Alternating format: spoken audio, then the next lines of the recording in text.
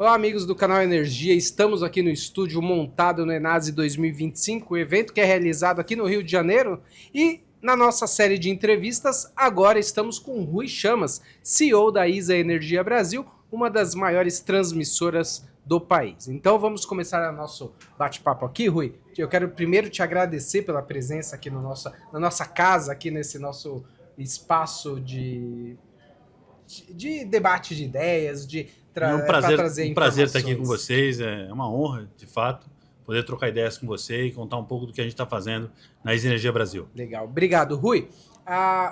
O tema aqui do Enase 2025, apesar de a gente ter muitos assuntos rolando no setor elétrico, é COP30, afinal de contas, é um dos grandes eventos que o Brasil vai sediar agora em novembro, né? Um dos grandes eventos mundiais, e o setor elétrico está bem no centro das discussões por conta de transição para baixo carbono, onde a gente tem essa oportunidade e se fala muito, né?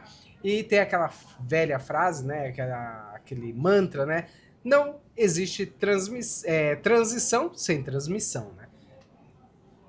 Só que a gente viu um momento de mudanças climáticas, a gente acabou de falar aqui com a Yara Cardoso, do Grupo Storm, que fez um documentário sobre os efeitos na Amazônia, e a ISA está ali presente naquela região também, né, como em outras regiões do Brasil.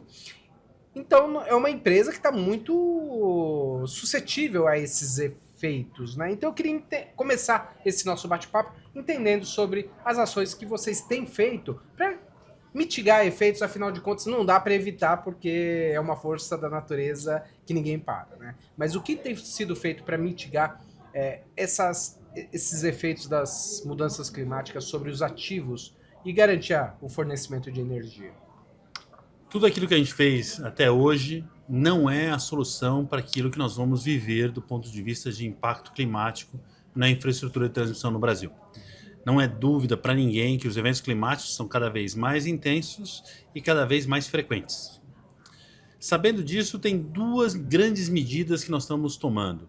Uma no curto prazo. No curto prazo eu tenho que ter a minha equipe de operação e manutenção preparada para rapidamente, em caso de qualquer tipo de emergência, a emergência mais relevante que a gente tem tido são ventos derrubando linhas ou eventualmente descargas atmosféricas. Eu tenho que estar com a equipe pronta para poder fazer uma intervenção rápida, e para isso eu tenho que ter conhecimento do que está acontecendo hoje, em tempo real.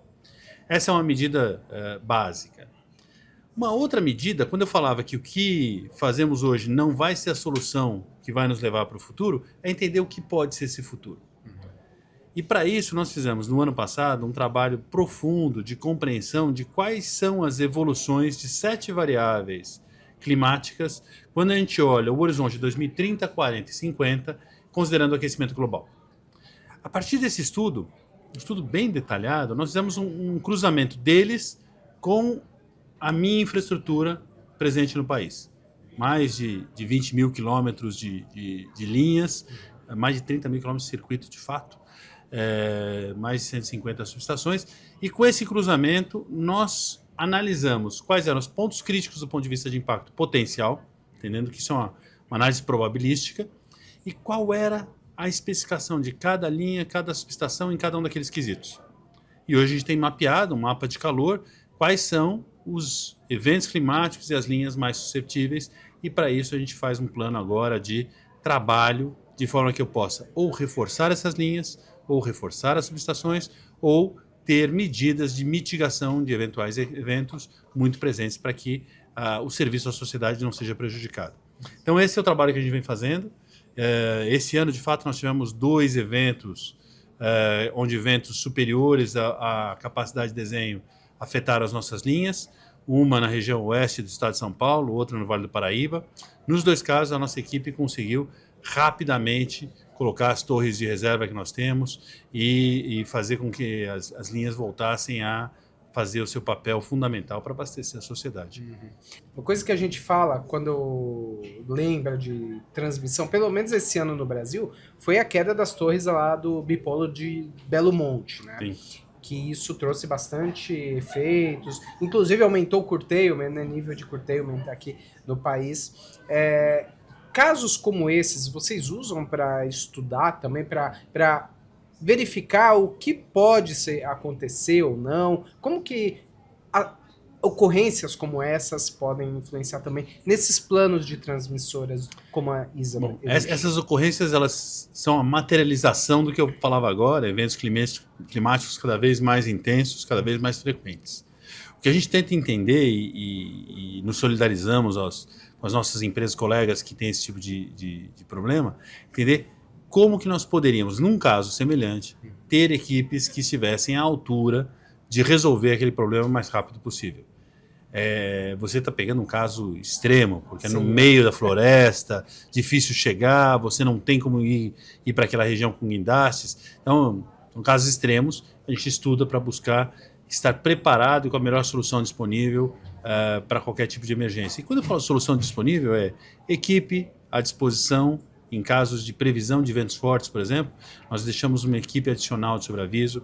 Nós temos na região do estado de São Paulo inteira empresas de construção pré-contratadas para nos ajudar na reconstrução de uma eventual torre. A gente tem equipes e empresas de guindaste já com equipamentos previamente disponibilizados para casos de situações extremas, e assim a gente vai se preparando para o tema. Uma outra coisa que a gente pensa muito em transmissão, principalmente no Brasil, questão da disponibilidade de linhas, né? A gente tem, como eu citei recentemente, o curtailment, mas a gente teve leilões muito grandes aí de 60 bilhões, a grosso modo, né? Sim. A gente mas continua vendo essa questão dos cortes de energia acontecendo não por conta de ações climáticas, mas também por conta de sistema, né? Você acha que os próximos leilões, as próximas linhas, os próximas devem levar em consideração essa questão climática, ou já estão, ou a gente já vê isso sendo considerado? Você acha que o planejamento precisa mudar para os próximos leilões nesse sentido? Eu não tenho dúvida que a EPE está muito atenta ao tema. Tanto que um lote que ia ser leiloado ano passado no Rio Grande do Sul, ele não foi leiloado ano passado e houve uma correção da cota da subestação para garantir que essa subestação não esteja sujeita a inundações. Então, eu não tenho dúvida que isso está sendo considerado. Agora, tem uma boa discussão que nós vamos ter que enfrentar, que é qual é o custo que a sociedade está disposta a pagar por ter um sistema à prova de qualquer evento climático. Uma simulação que a nossa equipe de engenharia fez é que para suportar um vento de 200 ou mais km por hora, o peso de uma torre pode chegar a ser 5, 7 vezes maior do que o peso atual. O que é mais caro para a sociedade? Pagar esse ativo por 30 anos para garantir que ele suporte os tais 200, 200 e tantos km por hora, ou correr o risco de ficar sem energia por algum tempo. Ou seria melhor fazer uma outra linha paralela redundante que talvez não sofresse do mesmo vento no mesmo momento e com isso você reduzir o custo. Acho que essas são discussões que a gente vai ter que ter como sociedade. São discussões que acho que caberá à EPE estudar, ao poder concedente tomar a decisão para que a gente possa seguir avançando. Não é a proporcionalidade direta de reforço das estruturas existentes que vai ser a solução para um problema tão complicado quanto esse. E o Brasil tem uma vantagem. Nós temos uma rede extremamente bem malhada em quase todo o país, o que nos permite, em vários momentos, você ter uma linha não operacional e você conseguir achar outros caminhos para essa energia. Não é verdade em 100% dos casos, mas quanto mais malhada for a nossa rede, melhor. Agora, hoje, o padrão de construção das linhas permite qual a velocidade de vento? Aguenta até quanto? Depende do edital do leilão. E aí você tem que pegar as informações mais recentes disponibilizadas lote a lote. Agora, uma coisa que é fato, alguns ventos são conhecidos como ventos não sinóticos, ou ventos de rajada. Eles são ventos que não são ventos médios, que é o que a gente tem nos editais de construção das linhas. São ventos que, e talvez o pessoal da Storm possa até entrar em mais detalhes, eles atuam como se fosse uma pancada forte, uma pegada em cima de uma torre. A gente teve um evento desses, de eventos não sinóticos, em que parecia que alguém tinha pisado na torre. E em volta as árvores também estavam achatadas no chão. Então, como lidar com esse tipo de evento extremo é um desafio para nós. Uhum. E aí, nesse plano que vocês fizeram, nessa avaliação, isso também já está De fato, avaliado? não. De fato, não, porque toda a estatística que nós temos no país e a partir da estatística do passado, você faz a previsão do futuro para ventos médios ou ventos de velocidade dada.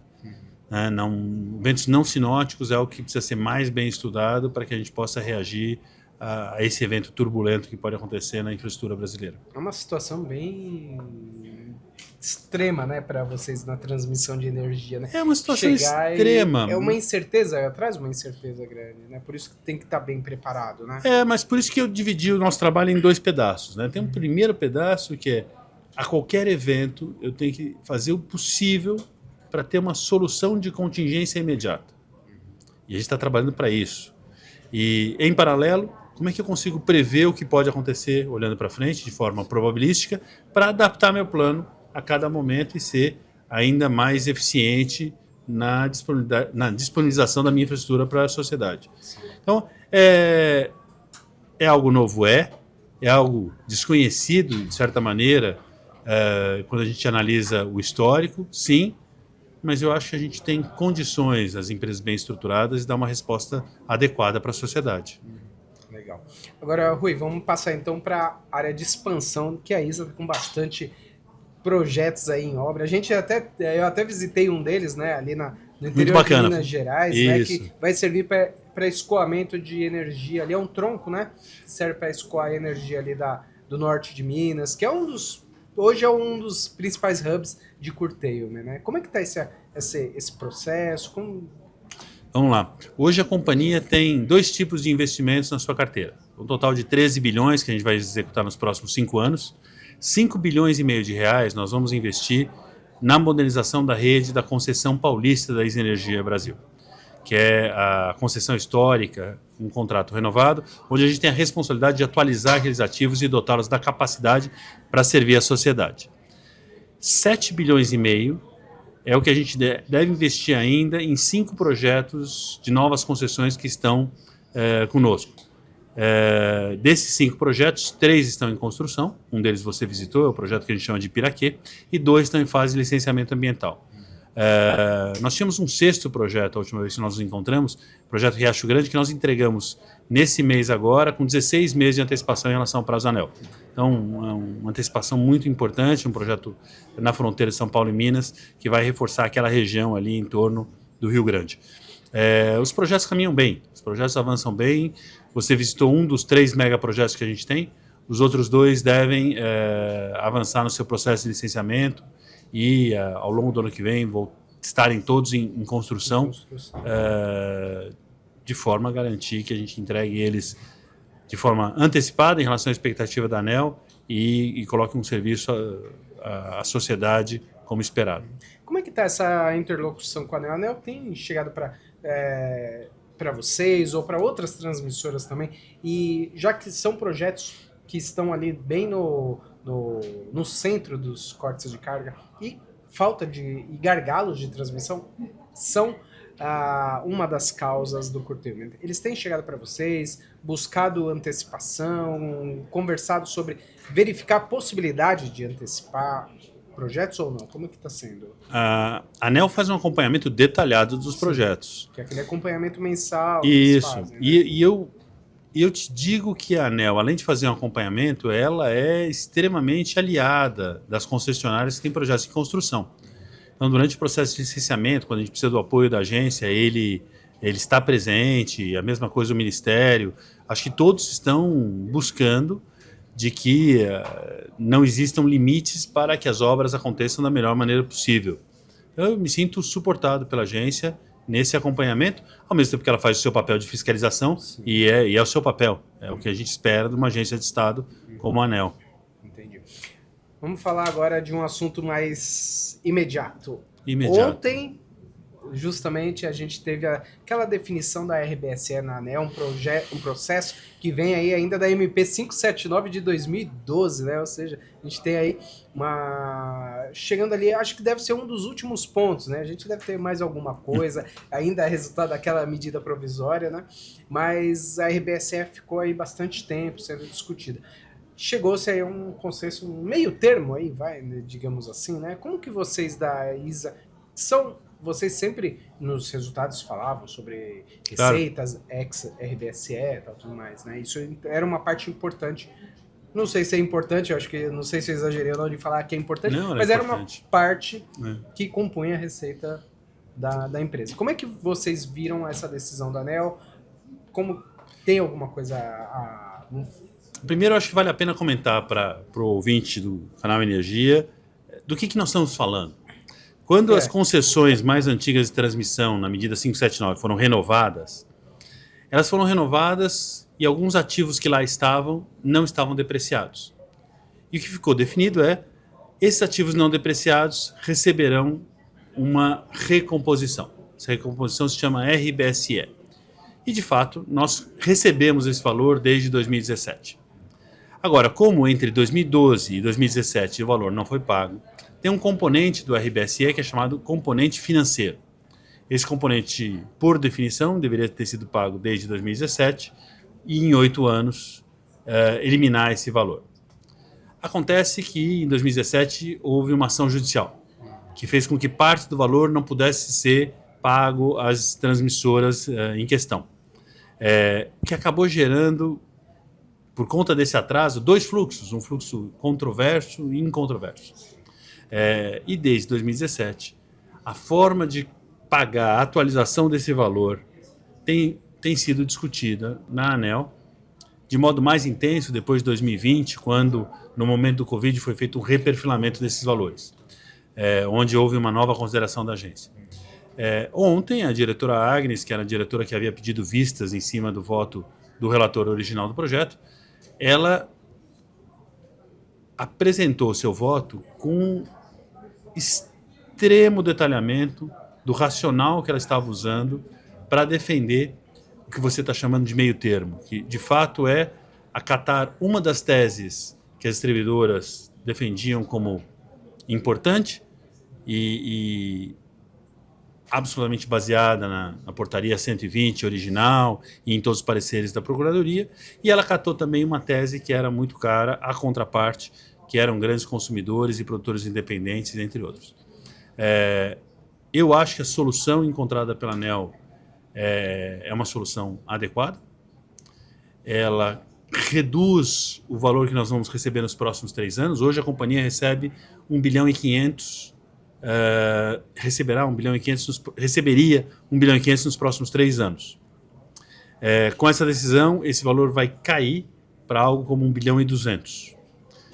O que é diferente do que estava previsto pelo mercado e no voto original, que seria uma queda ainda maior. Então tem uma redução para nós, mas tem o mérito de encerrar a discussão, permitir que a partir desse ponto o tema não seja mais discutido.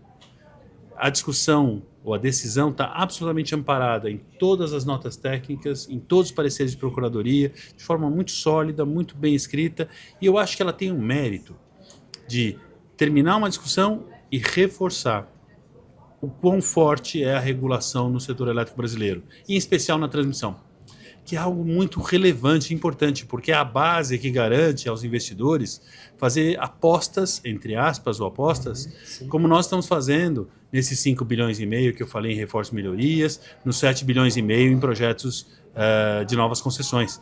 Então, é importante, fundamental. Então, achei que a resposta que a agência deu na decisão de ontem foi uma resposta adequada e que reforça a relevância do seu papel para garantir essa estabilidade do setor. Agora, outro assunto também que me vem aqui à cabeça é falar sobre a renovação ou relicitação de projetos que estão a vencer, né? Como que vocês têm... A ISA não vai ser afetada agora. Foi a primeira empresa que teve esse projeto, aquele pequenininho ali no Espírito Santo, né? A gente até já falou sobre isso. Mas eu queria ver Agora o tempo está passando, né? A gente vê a aproximação desse momento aí de discussão. Acho que a gente está num momento de discussão desse assunto agora, já que ou é melhor esperar um pouquinho a MP 1300 e outras discussões como o curtailment que a gente tem visto, que tem dominado o setor elétrico, ou acho que já dá para discutir, para chegar, quando chegar o momento, tomar uma decisão relicita ou renova a concessão? Não, como você fala, é isso algo que não nos afeta. A próxima concessão que tem vencimento no nosso portfólio de 35 concessões, ela vai vencer em 2038. Então a gente está há 13 anos desse momento, não é nada premente para nós, mas algumas outras transmissoras têm concessões que terminam agora no final dessa década, nos próximos 4, 5 anos. Existe uma consulta pública na ANEEL, uma tomada de subsídio, perdão, sobre esse tema, onde mais do que discutir se elas serão renovadas ou não, é discutir o que deveria ser feito com o valor residual contábil desses contratos de concessões que foram assinados antes de 2019, onde não era claro, ou de fato era implícita o conceito de que deveria ser ressarcido a concessionária os valores não depreciados. Depois de 2019 é muito claro, os editais dos leilões, eles entendem que os ativos têm que depreciar nos 30 anos de operação. Então, acho que tem essa discussão. Quanto a renovar ou não, é uma ótima discussão. E eu acho que para isso, mais do que entender só os aspectos regulatórios, eu acho que teríamos que nos dotar como sociedade de uma capacidade de fazer uma análise de impacto regulatório. Qual é o maior ganho para a sociedade quando você tem uma concessão que vence? Primeiro, é claro para mim que o investimento que está depreciado, ele não vai continuar sendo pago, já está depreciado. Mas o que é melhor, manter esse ativo na mão da empresa que vem operando por 30 anos e que conhece o ativo, conhece qual a condição dos seus equipamentos, ou relicitá-lo e permitir que qualquer outra empresa faça a operação. Eu, honestamente, acho que cada caso deve ser analisado de forma independente e a metodologia de análise de impacto regulatório, para mim, deveria ser aplicada. Legal.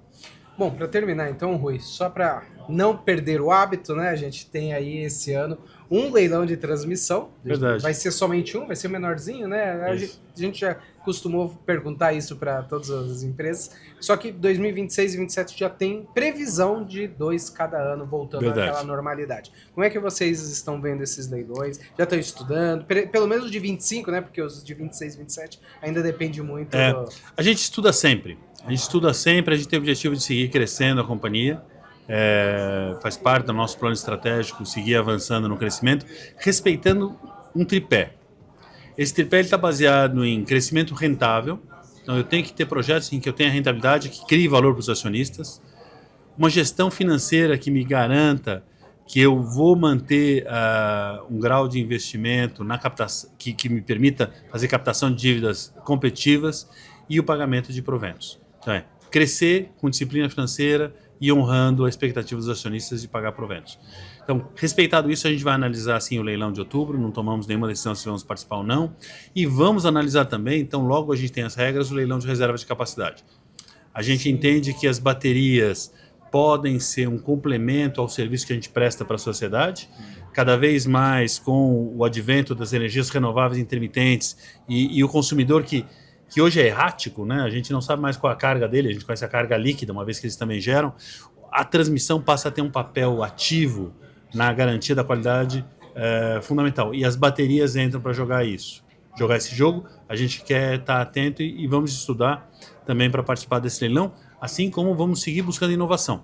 Agora, no segundo semestre, a gente vai inaugurar o primeiro FACTS do Brasil, que é um sistema que a gente está instalando entre Ribeirão Preto e Porto Ferreira, que vai permitir descarregar uma linha carregada, empurrando os elétrons, se você me permite, usando impedância negativa, através de uma linha que está menos ocupada.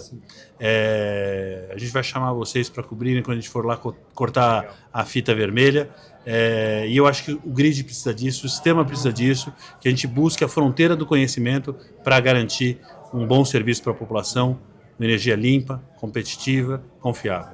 Deixa eu te perguntar agora sobre esse leilão de capacidade, né? A gente ainda não tem a regulamentação do armazenamento. Era esperado aí que o diretor-relator, que agora é ex-diretor, né, Ricardo Tiri, tivesse apresentado o voto, colocasse em análise no colegiado da ANEEL. Mas isso não aconteceu. Isso de alguma forma pode atrapalhar esse leilão de capacidade ou não? Para baterias, que se fique bem claro. Eu acho que o que está definido é que a gente vai ter um leilão de reserva de capacidade reservado para termo e hidroelétricas. E na sequência deverá ou deveria haver um leilão de baterias. Acho que deverá haver. A gente conversou com o Fernando Colli aqui, o secretário executivo adjunto. A gente abordou esse assunto, ele deu a entender que de repente fica para 2026. Pode ser que aconteça. Pode ser que aconteça. Mas não descartou. O que eu acho, eles estão trabalhando na análise das contribuições. Imagina, a gente fez uma contribuição importante até tanto para o Ministério quanto para a ANEEL. Eu acho que é uma questão de dar o tempo ao Ministério e à ANEEL para que eles consigam fazer uma regulação que reflita todos os anseios da sociedade, as necessidades técnicas, para que a gente tenha um leilão sólido. Nós acreditamos que o conceito mais adequado para esse primeiro leilão seria um leilão simples, em que vocês pudessem imaginar ativos sendo leiloados por disponibilidade. Porque toda vez que começam a falar de empilhar receitas, eu tenho receio da gente sofisticar demais o leilão e não conseguir materializar algo que seja competitivo e interessante para todos os atores. Mas vamos aguardar, a gente está acompanhando de perto. Que as diretrizes apontavam justamente nesse sentido, né? Como você disse, é um leilão simples, onde você está contratando tem ativos por disponibilidade com até 4 horas de capacidade, né? De despacho. Vamos aguardar os documentos. Eu acho que quando o Ministério e a ANEEL tomam um tempo junto com a EPE para refletir, a gente tem que aguardar. A gente tem tecnocratas muito bons, tanto no Ministério, quanto na EPE, quanto na agência, e eu tenho certeza que eles estão buscando uma solução que seja sólida, que atraia investidores, permita o financiamento e garanta o que a gente precisa para o grid. Então a gente tem que ter um pouco de paciência, contribuir, claro. E estar preparado para participar quando isso se materializar. Legal. Bom, Rui, obrigado pela sua participação aqui na nossa casa. Que é isso, um prazer estar com vocês. Estúdio Canal Energia. Te agradeço muito pela participação. Sempre bom falar contigo. Obrigado. E agradeço a todos vocês que assistiram essa nossa entrevista, mais uma nessa série do Canal Energia Entrevista aqui no nosso estúdio no Enase 2025. Espero que tenham gostado e convido todos vocês para a próxima entrevista. Tchau, tchau.